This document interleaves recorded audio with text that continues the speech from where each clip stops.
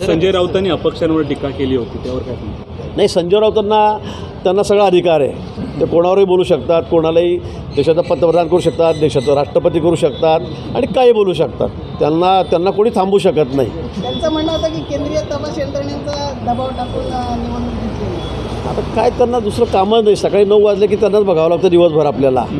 म्हणजे मी या राज्यसभेच्या निमित्ताने ते सांगितलं की तुमचा विजय कसा काय झाला असं मला विचारलं. मी सांगितलं की आमची बडबड कमी आणि काम जास्त. हां, म्हणजे अगदी व्हर्बल डायरिया झाल्यासारखे काही लोक बोलायला लागलेत सध्या की ते थांबतच नाही, असा प्रकार काही लोकांचा झालेला आहे. आणि त्यामुळे मग तोंडावर पडण्याचं कामही त्याच्याकडे होतं आहे, त्यामुळे ते तोंडावर पडत आहेत.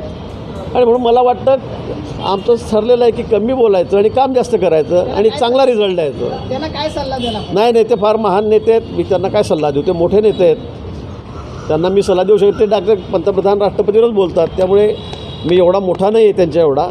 जरी 6-7 वेळा निवडून आलो असलो विधानसभेत तरी ते मोठे नेते आहेत.